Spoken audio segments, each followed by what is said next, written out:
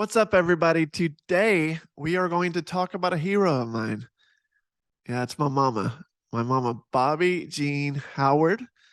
She was a pastor's wife, a mama of 5 boys, which tells you everything you need to know about how special of a woman she was right there.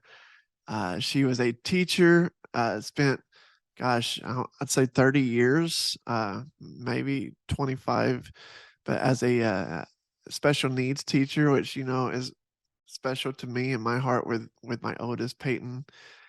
Um, just a special woman. And so today we're going to look back, and I do want to thank you for your thoughts and prayers that have been rolling in. But we're going to look back and celebrate some of her life today and honor her today. I have a mentor of mine that says success leaves clues. And there's a lot we can learn from the life of Bobby Jean Howard, special woman. So stick around to the end. I do have a special free resource for you, and I pray for you as well if you're grieving. It's something I don't always do on the podcast. Maybe we should do more, but a special prayer for those who may be facing grief today. So hope it will be a blessing to you. But first, for my mama, she was a musician, so check this out.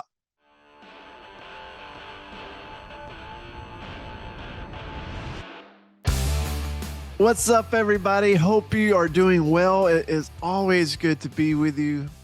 As always, I thank you for joining me today. I do not take that lightly. So many people have been giving me kind words about the podcast, and I pray it's a blessing to you.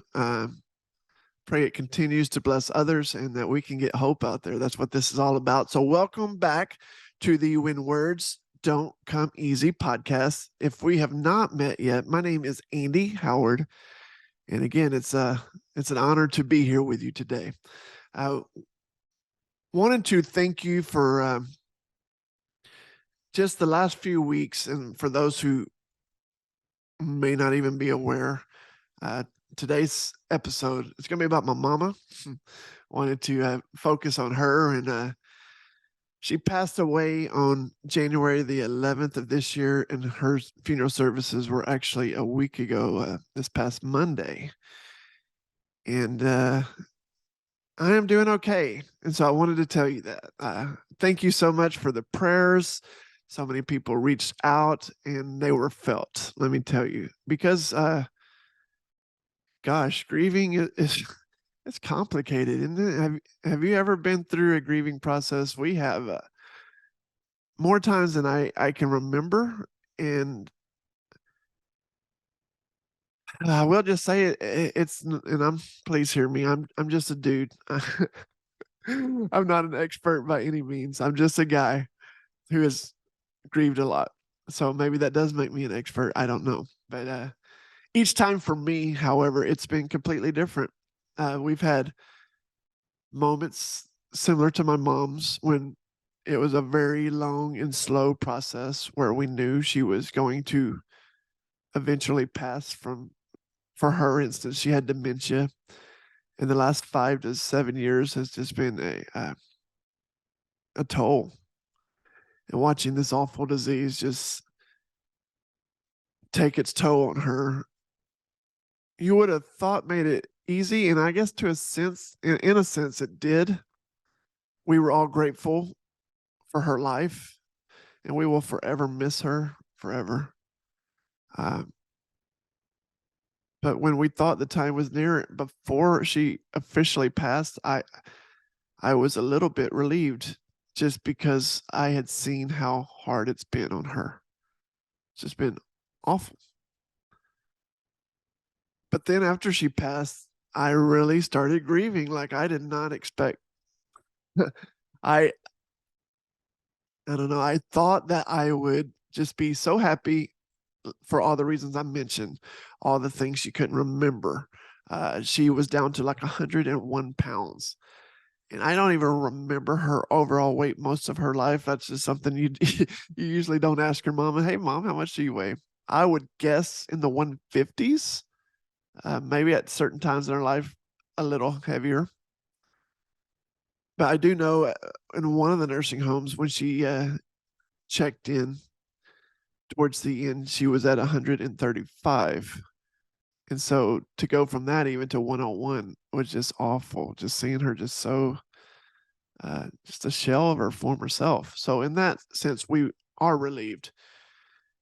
And I did want to share this quote with you, and I think it's so fitting for today. It says, "How lucky I am to have something so special that makes saying goodbye so hard." It's the great Winnie the Pooh. So put a star on your bingo card if you had me ever quoting Winnie the Pooh. But seriously, I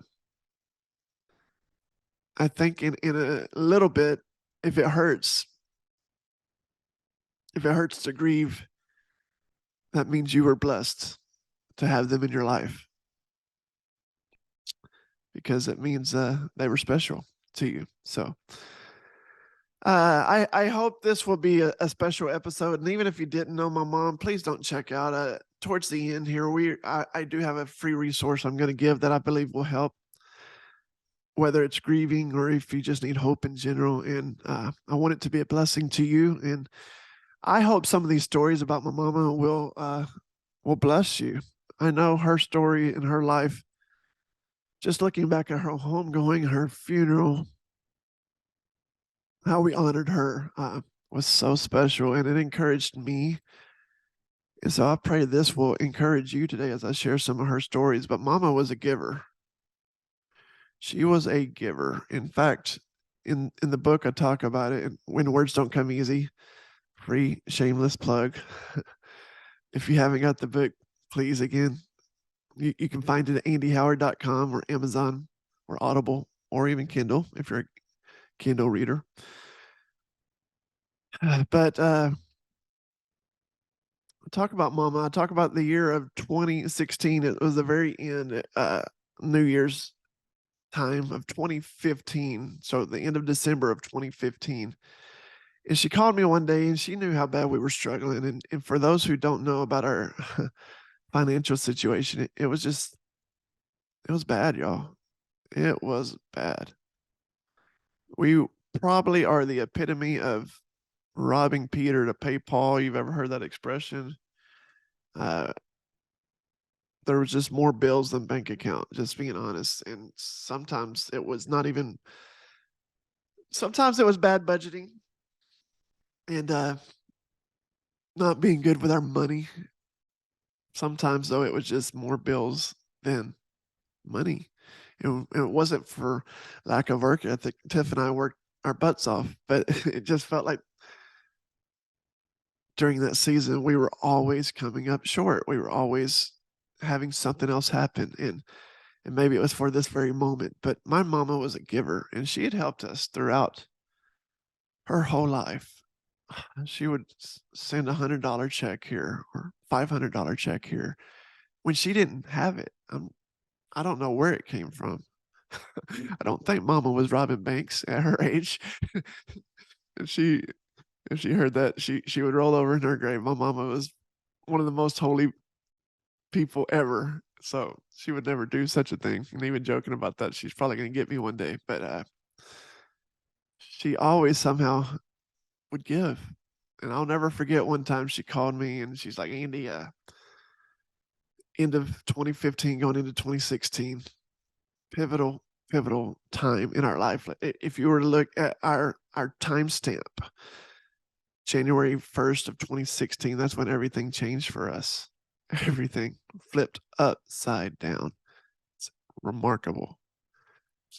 You just have to read the book because I don't have time to go into every single thing that happened. But it's just remarkable. God was so good.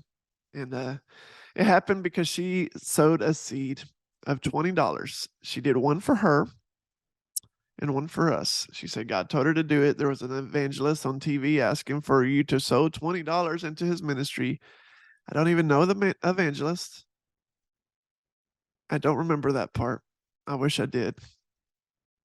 And hopefully one day in heaven I'll be able to see him because it truly was a God thing. And I would say up front, be careful. use your discernment and just be careful. And I'm not saying everybody out there. Obviously, this really worked for us because God was in it and she heard the voice of God. And that's one thing about my mama.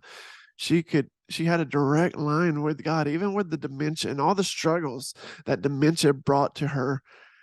That's why it was always beautiful. If we were going somewhere and she was calling me by the wrong name.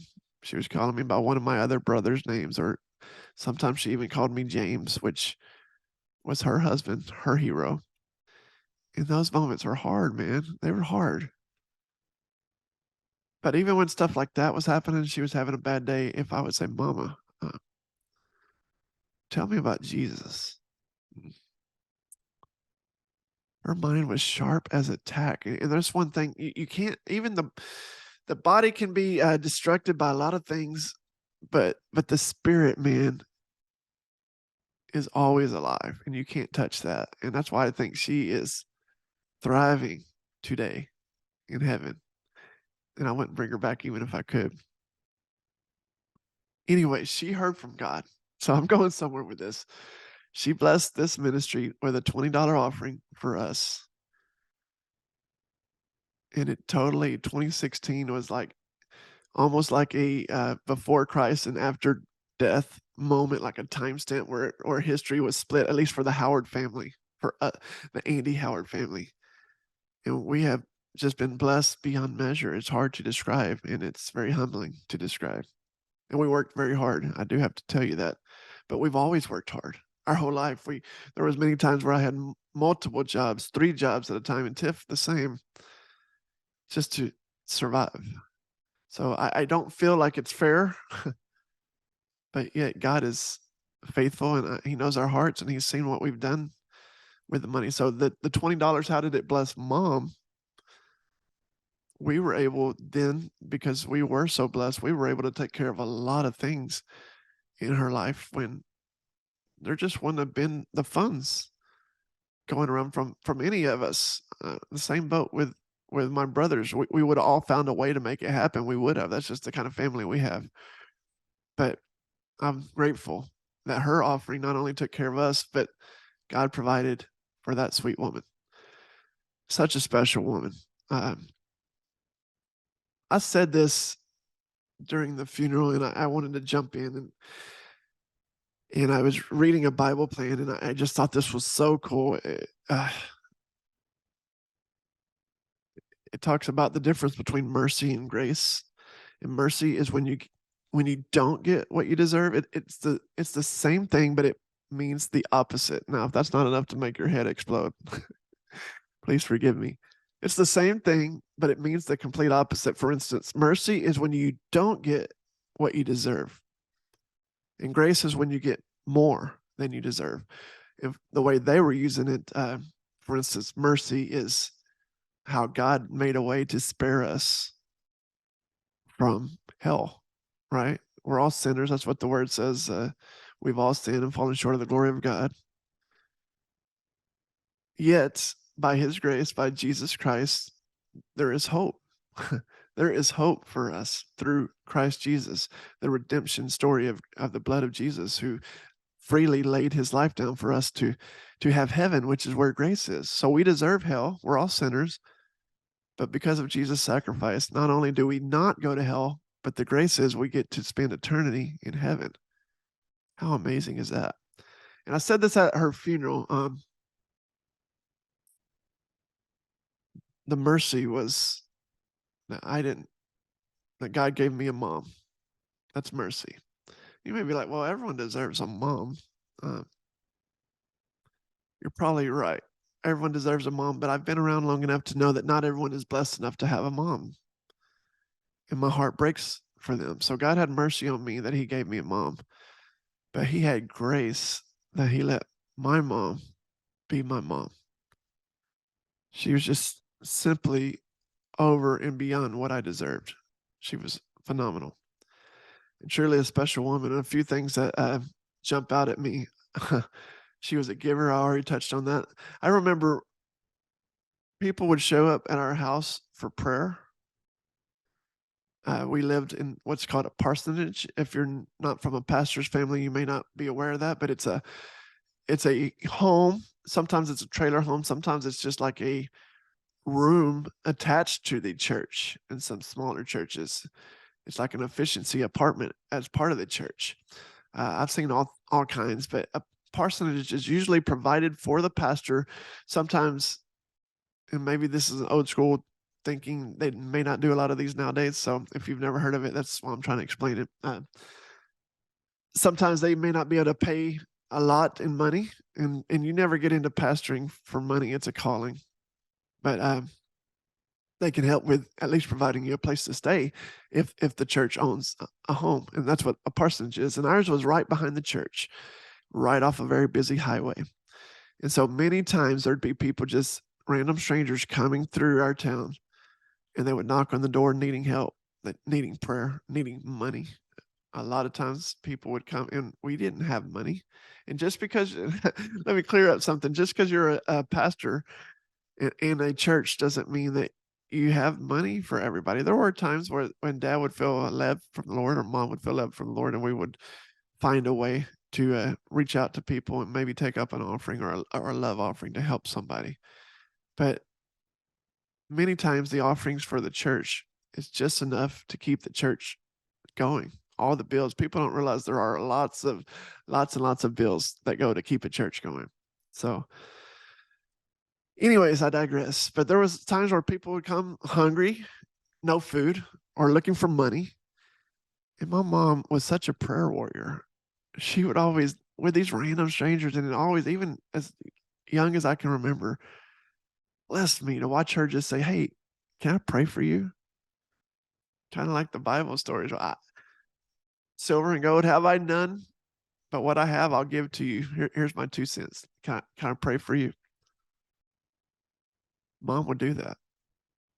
What a what an awesome lady. And not only would she do that, but then she would say, "Hey, wait right here." And then she would go and we would raid our cabinets for whatever we had, which was usually not a lot. And she would fill up 2 grocery sacks full of food because she was a giver. She loved people and she wanted to help. And she would take from us because she said, "Oh, honey, don't worry. God's going to provide." And he did. He always provided, even prior to 2016 when I was talking about our struggles. There was so many things that were just getting by, but somehow God always provided for us, even long into my adult years. So it was special. I do remember one time a guy came through and we had absolutely nothing. What she found was a loaf of bread and PB and J, and she had told him, "Sorry, sir, I have absolutely nothing. I do have enough to make you a peanut butter and jelly sandwich." And he was grateful. He said, "Yeah, yeah, I would love that." So mom said, "Wait right here." She left him, on the porch or whatever, because it's just me and mom at the time, and she didn't know the guy from Adam. So I said, "Wait right here. I will go make you a peanut butter jelly sandwich. I'll be right back." And then I'll never forget this. We're in the kitchen, and there's this deck on the outside of the trailer house where we were living. I was probably 5 or 6 years old. And the man leaned over the deck on the rail to the kitchen. He said, "Can I have two?" And mom's like, "Oh," because she did not expect to see someone outside the kitchen window. And she's like, "Yes, yes." And so she made him 2 peanut butter and jelly sandwiches, but he left with a prayer. So mom was just special that way. Such a special woman, prayer warrior. Uh, I'll never forget my 5th birthday as well. I'm telling you, she's truly special woman, always made people feel special. And for me that day, this is something I'll never forget. And I try to remember it as a daddy myself for my kiddos. Again, we had no money. I cannot stress that enough. We just didn't. But she wanted me to feel special on my 5th birthday. And so what we did, she took me to the dollar store. Uh, she said I could pick out any 5 things I wanted at this dollar store. Everything was $1. And I thought we had hit the lottery, man. 5 gifts. And I will never forget. I got the bag of Green Army men. You remember those, like the Toy Story guys? You could get a whole bag of those dudes for, and so these were all things that helped build my creative side because I would go back and imagine playing Army, playing things. It all built the creative side of me, which who knows, maybe even back then mom was helping me to write this book 40 years ago. Never knew. I got that. I got the little paddle with a ball. Do you remember that? It was like it had the little elastic band on it, and you would try to, yeah. I got one of those. Uh, Let me see what else here. I wrote it down so I wouldn't forget. Oh yeah, some form of a car. I don't know if it was a Hot Wheel. Maybe Hot Wheel was too name brand for the dollar store, but it was like a Hot Wheel. I do remember that. And then I got some either again putty or Play-Doh. Might not have been the name brand, but I do remember that. And again, it's the creative side. She got me working on that. And then a bag of those little rubber bouncy balls. So fun running through the house trying to chase these bouncy balls down. And the really cool thing is she spent time with me, let me go into school late. I think I showed up at like 10 a.m. or something, but it felt so special because I got to come in late when all the other kids went in at 8. And so I got to play with my toys for a little bit. And that whole day I couldn't concentrate. I was just ready to get home and play with my toys. And they were very cheap dollar store type toys, but it made an impression on me that lasted the rest of my life. Mom was awesome. When I needed something, I called mama or my dad. But I remember several times when I needed prayer. Mama's prayers were amazing.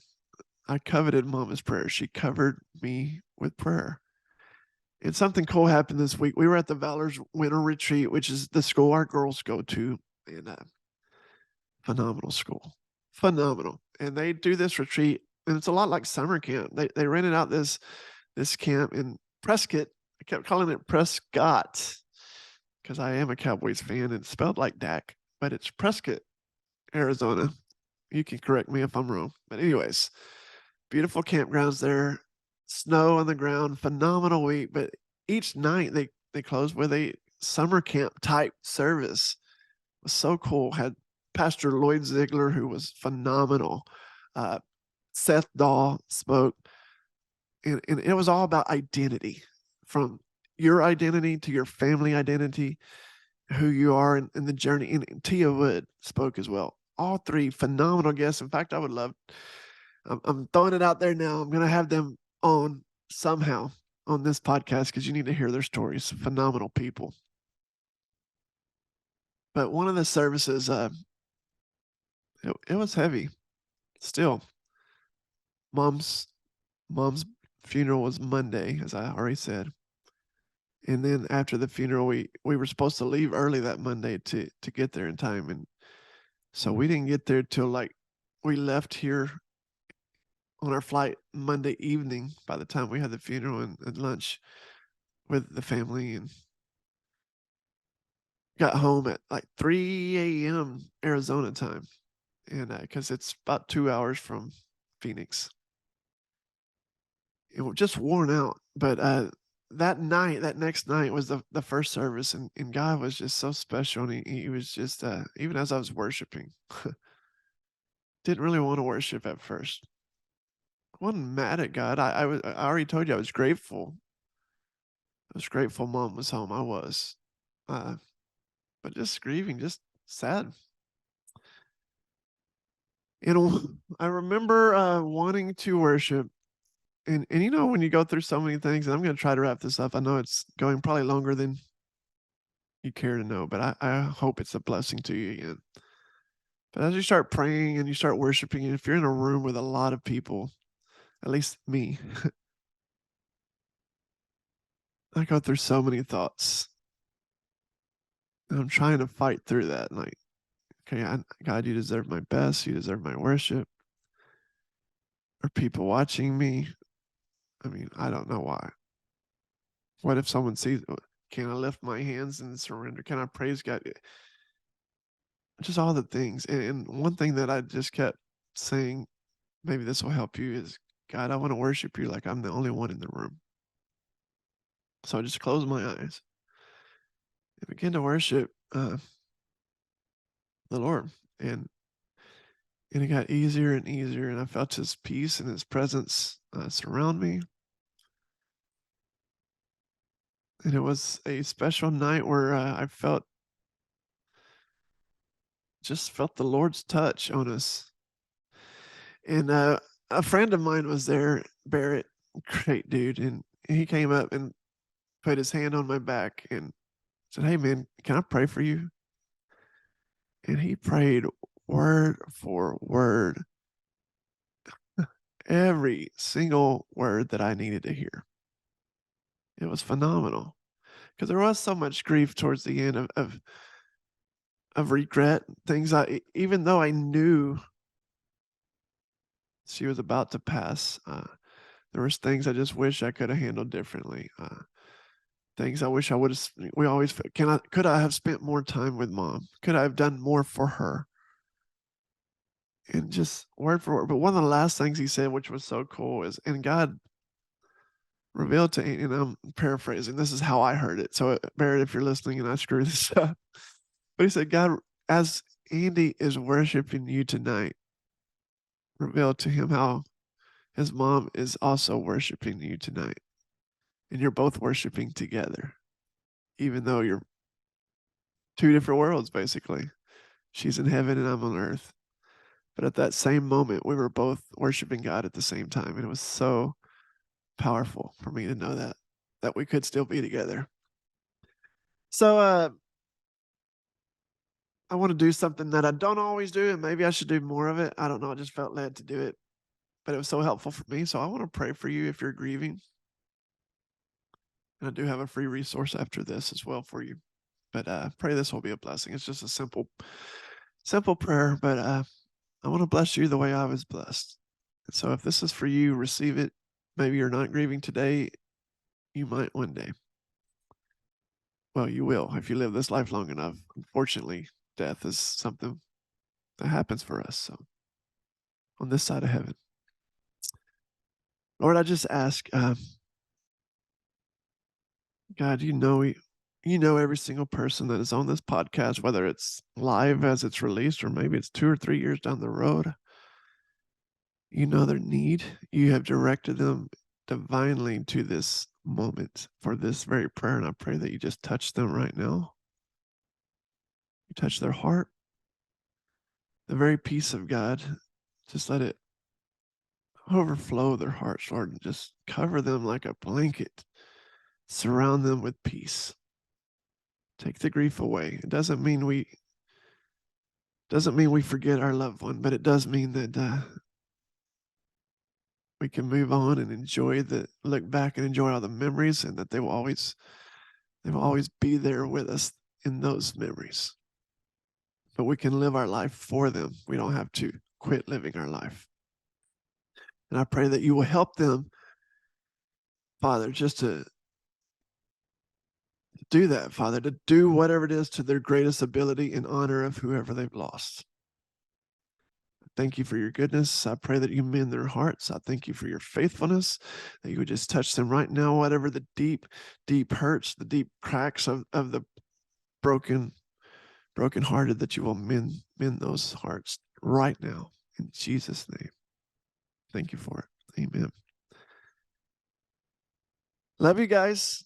Thank you for being here and just going down memory lane with me about my mama. She was a special woman, and she deserved the funeral where we gave her a good send off, and she deserved this. I don't even know how long I've been rambling, 30 minutes or so. But I thank you for listening. And as always, we've been pushing recently this free resource, and I think it's helpful, whether you're grieving, whether you're going through depression, whatever if you're just in need of hope.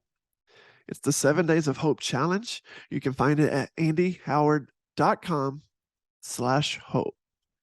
And it's a free resource. And maybe it's not for you, but there's someone in your life that, even as I said that, you were thinking, ooh, they need some hope in their life. Will you please share that with them? And if this podcast has been a blessing, please share this with a friend or invite them to subscribe and to join forces here with the When Words Don't Come Easy podcast.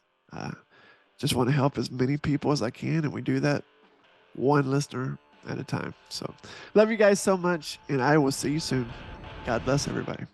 Thanks so much for tuning in. If this episode helped you in any way, it would mean the world to me if you would leave a review and share it with somebody else. Thanks so much. I'll catch you next time.